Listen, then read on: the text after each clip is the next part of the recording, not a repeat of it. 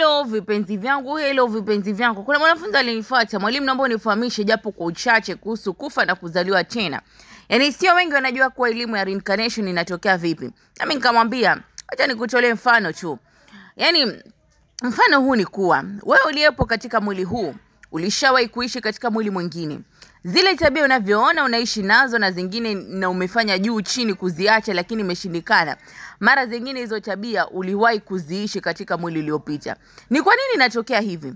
Ni kwa sababu pale unaposhindwa kukifikia chanzo kilichokuumba, pale unaposhindwa kuyashinda mauti au kuishi uzima wa milele, pale uliposhindwa kuyashinda maumbile na universe inakurejesha kwenye maumbile mara nyingine. Mwanadamu au kiumbe kina nafasi ya kuzaliwa mara 9, ambao kiroho tunaita mara 108 katika maumbile ya mwili. Hivyo ni kila mtu atapata kuzaliwa mara nyingine. Kama utashindwa kujijua wewe ni nani na ni nini kusudi la kuja kwenye mwili huu sasa, basi utarudi tena. Mazoezi yetu ya meditation humfanya mtu kujivunja na kuyeyuka katika maumbile na hatimaye kuingia katika nuru kuu au umoja muumba asili. Mazoezi haya humfanya mtu kujikumbuka namna ambavyo amewahi kuzaliwa mara ngapi huko nyuma, aliwahi kuwa nani, aliwahi kuishi wapi na hatimaye kujijua yeye ni nani katika ulimwengu huu. Kwa hivyo unapofikia hatua ya kuyashinda maumbile au mwili, hapo huwezi kuzaliwa tena. Labda uamue mwenyewe kurudi katika maumbile kwa kazi maalum.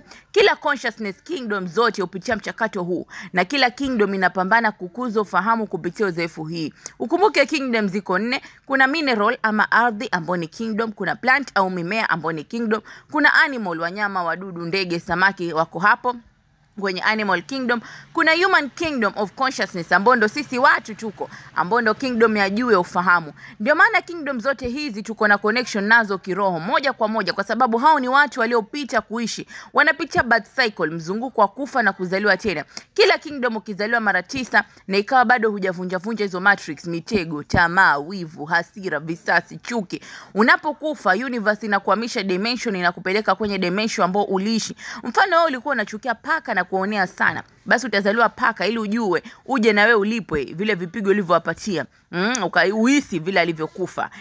Kwa hivyo ni mara yake ya 9. Kama ni mara yake ya 9 kuzaliwa na uliishi kwenye tabia za level ya binadamu, lakini haukukuza ufahamu wako, yani ukutaka kuwa enlightened na kuanza kuishi kwa haki na nuru, yani huwezi kuvuka ulimwengu wa 4 ili uzaliwe tena, basi mtu huyu anaweza zaliwe tena kwenye kingdom inayokaribia human kingdom, kama animal kingdom, haswa kwa wanyama. Mfano sokwe, wengine watazaliwa kama manyani, wengine watazaliwa kama ngedere. Yani binadamu unashushwa cheo na huko unatakiwa uanze kujipambania ili ukimaliza awamu ya kuwa sokwe au ukianza kushushwa usishushwe zaidi ukawa mbwa, paka, ndege au wadudu. Yani hii ndio inaenda na hiyo hierarchy ya kingdom. Yani ukiroho ardhi ni kiumbe. Kwa hivyo unaposhushwa usishushwe kabisa. Unaweza shushwa kwa ardhi, ukawa kama jiwe. Kumbuka ardhi pia ni roho, ni viumbe ambao wanaishi. Ndio maana ardhi unapoiweka mbegu inaanza kuota na kuanza kuzaa pale. Kwa hivyo bibi babu zetu wengine wako katika hii ardhi. Kwa hivyo aina za reincarnation ziko aina nyingi. Kuna karmic reincarnation, ni mtu muovu mbaya ambaye anapata karmic reincarnation. Alikuwa mtu muovu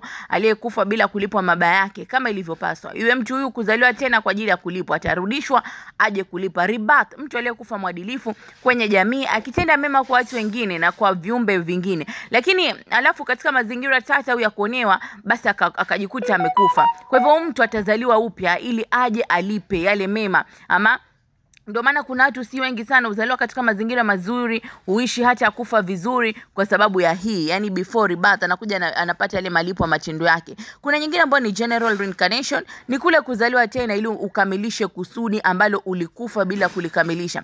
Kusudi hili ni mission. Hii ni kila kiumbe kipo hapa duniani ili kukamilisha kusudi hilo. Yani unakuza ufahamu wako kupitia uzoefu ili uendelee kuzaliwa tena kwenye ulimwengu huu wa kuonekana, yani ulimwengu wa 3D. Yesu mwenyewe haonekani mtu anayetaka mali, sifa, cheo. Yesu hakutaka demu, hakutaka watoto, lakini alionekana yupo busy kujitafuta. Yesu kumbuka alikuwa akienda kujificha akifanya meditation. Anajificha. Hiyo ni code kuhusu meditation. Wakati watu walipotaka kuongea na Mungu, alikuwa anaenda peke yake akiongea. Hii ni dondoo kuhusu reincarnation. Na reincarnation ambalo huyu mdau ulikuwa anamjibu ama mkakangu kwa anamjibu ni kwamba kila kitu maisha yote utakuja kulipia.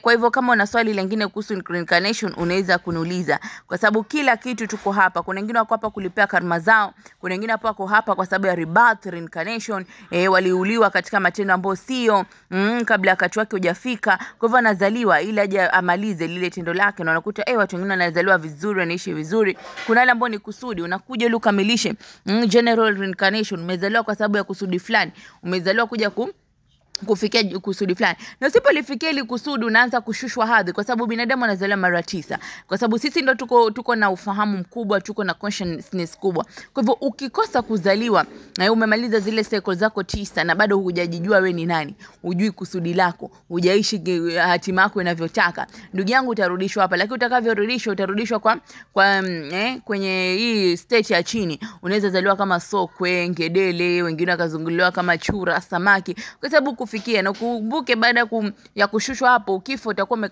umemaliza kusudi lako. Kwa hivyo jiulize, je, unaishi kwa kujijua? Je, unajua kusudi lako? Unajua hatima yako?